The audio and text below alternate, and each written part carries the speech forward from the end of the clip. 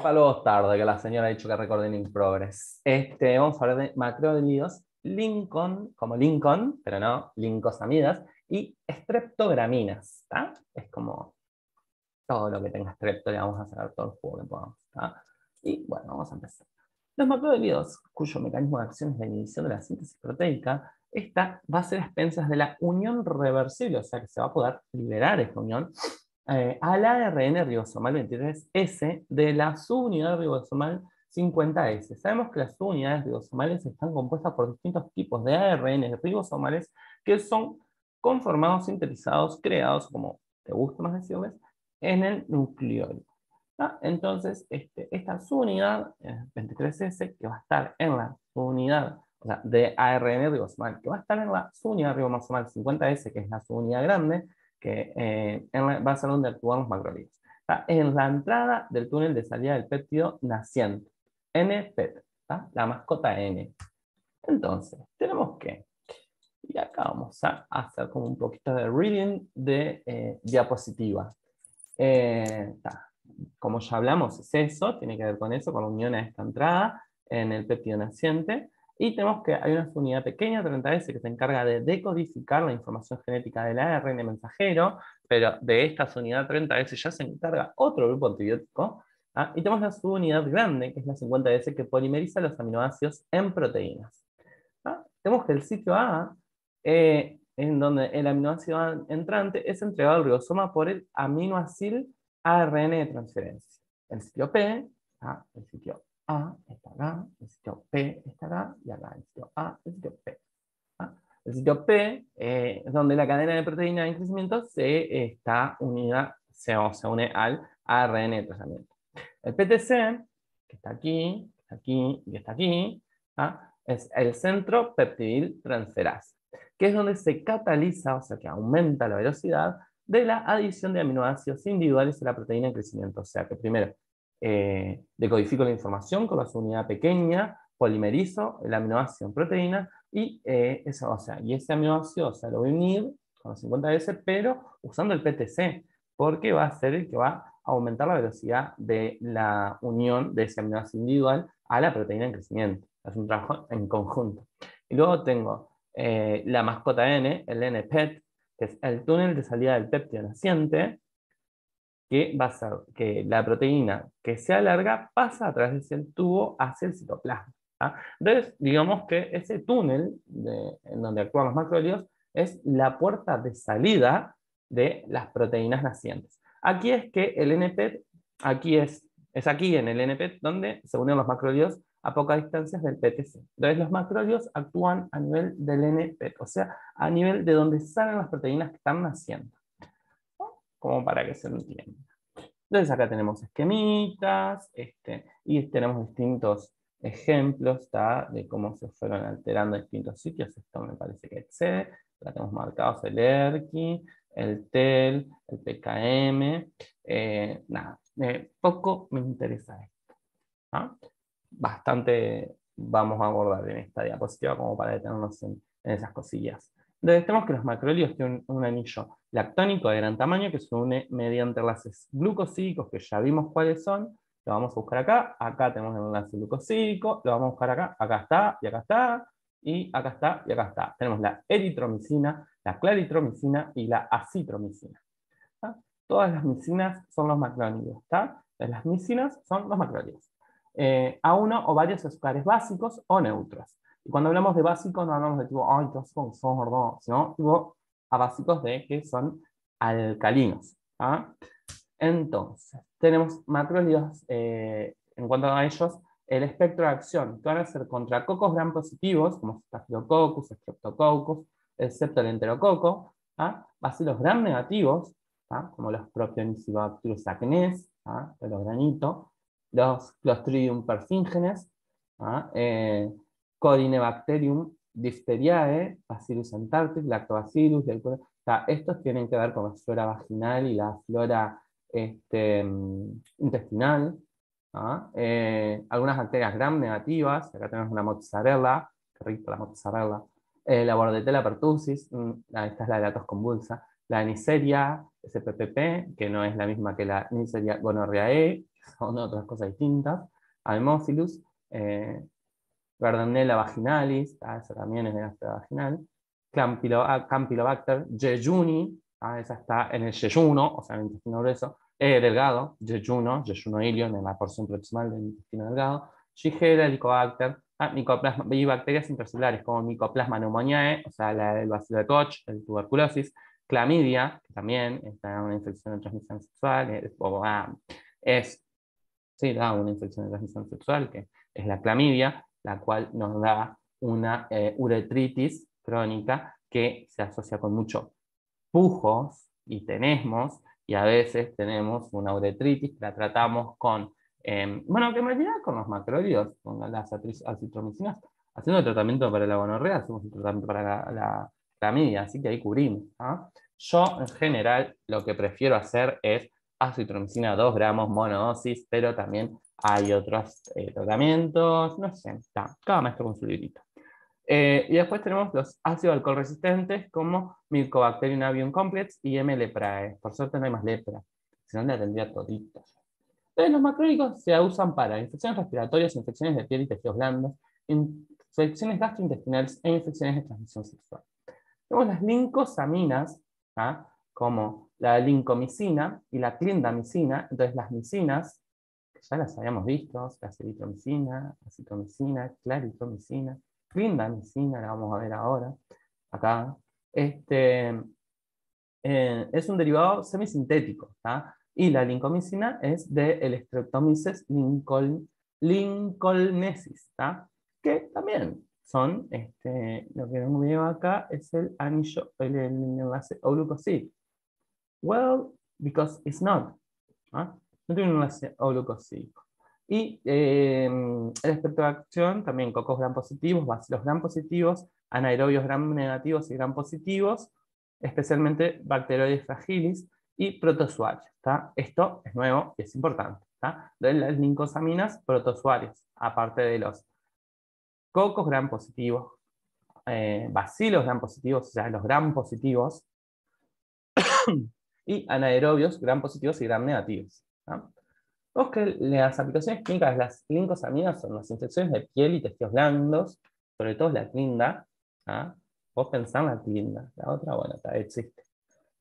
Infecciones profundas como osteoarticulares por Staphylococcus aureus meticilino resistente sensible a clindamicina, neumonía por Staphylococcus aureus meticilino resistente sensible a clindamicina, infecciones por anaerobios e infecciones genitales. Dentro de las streptograminas, tenemos que son bactericidas y la utilidad es para el Enterococcus faecium, que es resistente a la vancomicina, y el Staphylococcus aureus meticilino resistente. Esto es lo mismo, ¿tá? Methicillin resistant Staphylococcus aureus, pero en English. I don't speak in English. If you don't like Sofía Vergara, well, we are going to have a problem in here. Y tenemos que, bueno, nada, los nombres de esto, sorten pila. Pero bueno, acá tenemos las moléculas. La farmacocinética, tenemos este cuadrito que no sé por qué les parece que está bueno, para mí es horrible, pero bueno. Pero es más visual, capaz que te ayuda.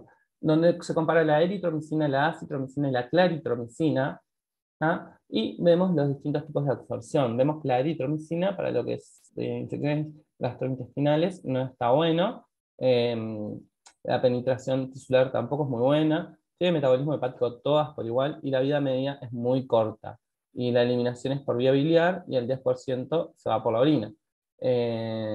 La acitromicina tiene igual eliminación, por lo que no son tanto como para infecciones urinarias, pero sí para otros tejidos profundos, porque tienen buena penetración tisular, sobre todo macrófagos alveolares y polimorfonucleares, y la claritromicina no es afectada por la comida. Mientras que la acitromicina sí. La vida media, vemos que la acitromicina tiene una vida media mucho más larga que la claritromicina, entonces las dos pueden estar más espaciadas. Y bueno, la penetración y el metabolismo hepático es igual de todo. La clindamicina tiene una absorción digestiva del 90%, tiene una buena penetración en líquidos corporales y tejidos, el metabolismo también es hepático. Si fuera como este me gustaría más, ¿viste? Como el de la clinda. La vida media va de 2 horas y media a 3 horas. Y la excreción también es por la vía biliar y entre un 10 a 20% es por la orina. ¿no? Entonces, como que son bien para lo que es digestivo, ¿no? Sobre todo si la excreción es biliar, que luego esa excreción biliar va a ir al páncreas, del páncreas al intestino delgado, y del delgado al grueso, y el del grueso se va a excretar por las heces, por las heces, ¿no? O sea, del páncreas al duodeno, del duodeno al yeyuno, del yeyuno al ilion, del ilion al colon, y del colon al recto, y finalmente va a ser excretado más heces. La farmacodinámica de los macrólidos es para la eritromicina y la claritromicina tiempo dependiente, y para la acitromicina es concentración dependiente. Tenemos que tienen un efecto postantibiótico prolongado, y tenemos que la clindamicina es tiempo dependiente. Y son todos bacteriostáticos, ¿tá? Creo que es el primer grupo de bacteriostáticos que vimos desde que empezamos a ver todos esos, ¿tá? La resistencia a los macrólidos, lincosaminas y streptograminas se da por alteración del sitio blanco, ¿tá? Ese es el mecanismo de acción. Se metila una adenina, ¿tá? Del 23S, que es el ARN ribosomal, que está en la porción 50S del ribosoma, o sea, en el redondelito grande del ribosoma.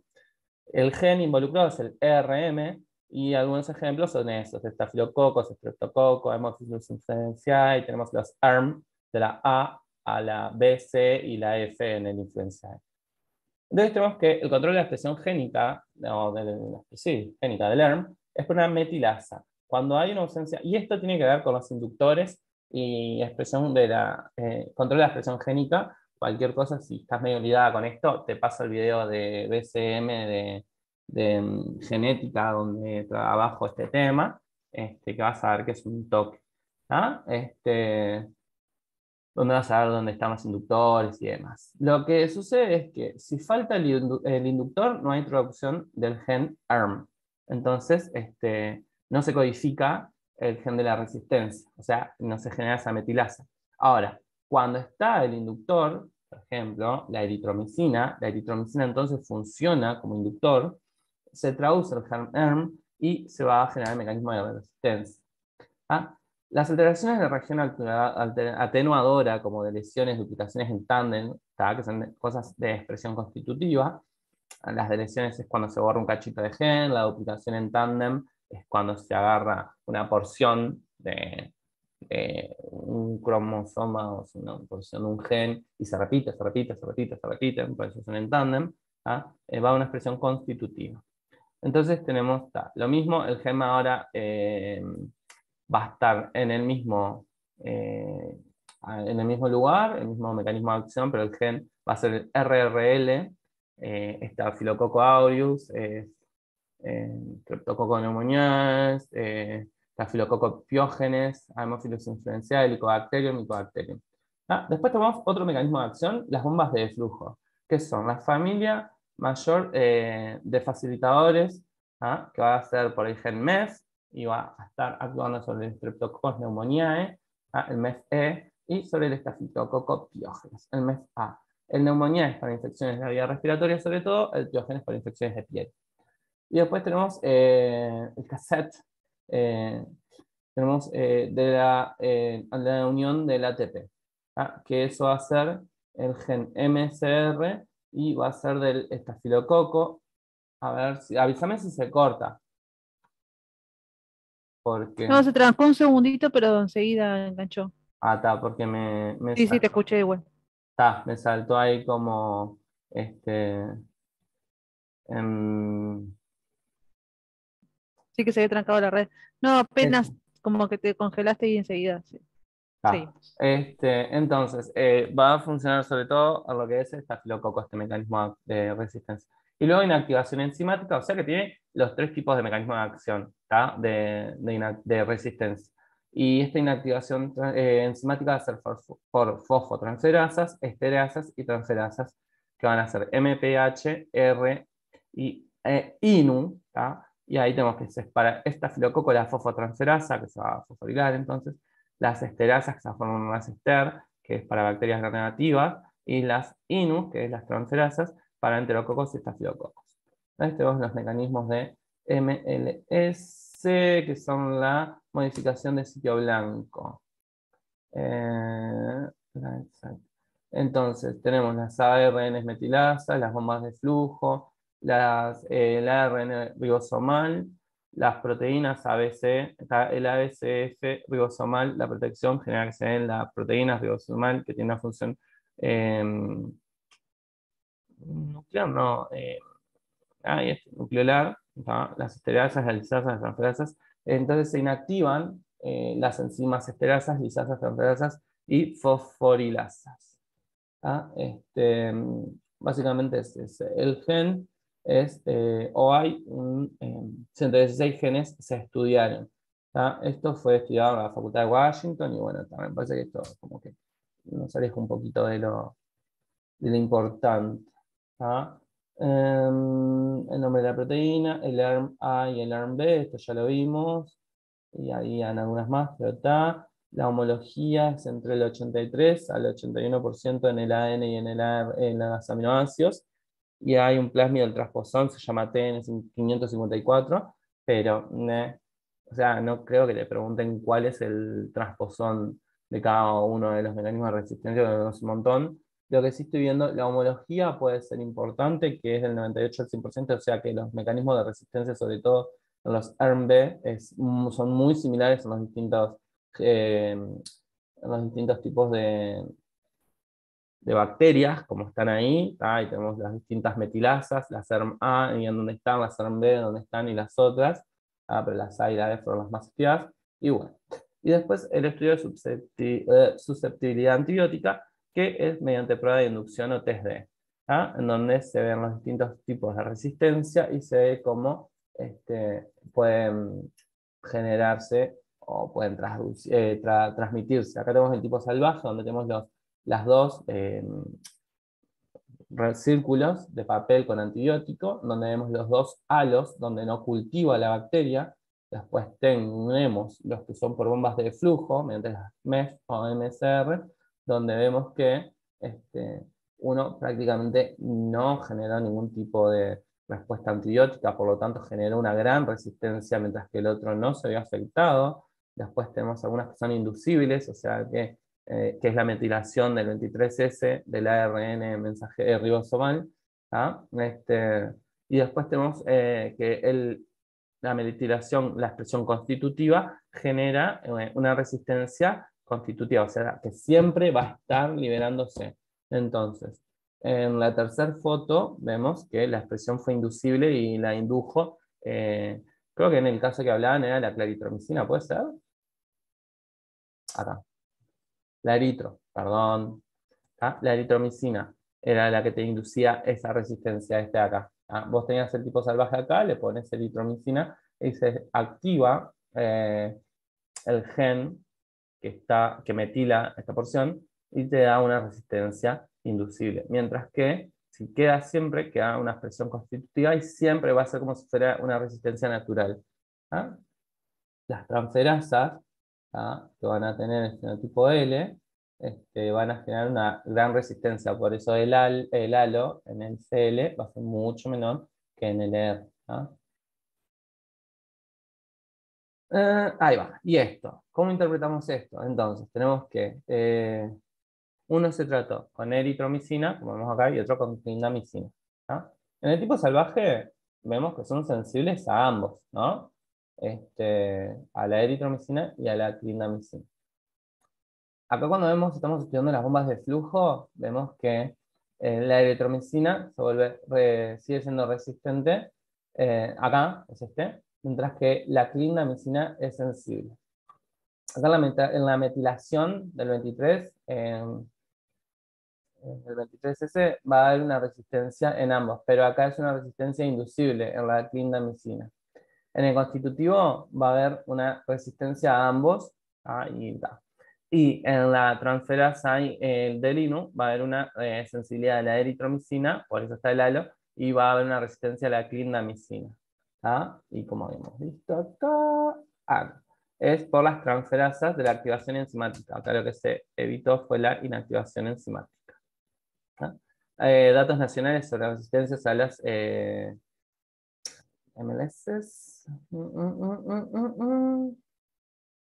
Bueno, básicamente acá lo que se estudió fue en distintos años los porcentajes de resistencias de aislamientos de Staphylococcus aureus en infecciones de piel y partes blandas, y se vio que la mayor resistencia fue a la meticilina, ¿ah? Por eso son meticilina resistentes, que es en azul. En rojo tenemos la eritromicina, en verde tenemos la clindamicina, violeta es...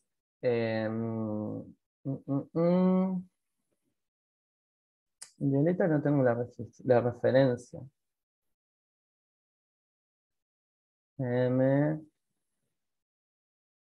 Linda. La eritromicina, la clindamicina, en verde la gentamicina. No, en verde no es la gentamicina.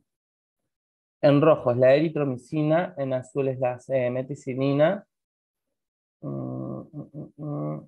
En naranja tengo el Bactrim, el trimethoprim sulfamethoxazol. Y me faltan gentamicina y claritromicina. Sí, tiene que ser gentamicina y clindamicina. Clindamicina, perdón. En verde es la clindamicina. En verde es la clindamicina. Y en violeta, la claritromicina. Porque si no, no lo entiendo. Y les faltan algunas referencias. Bueno, en fin, igual lo importante, esas justo tipo, nos valen nada.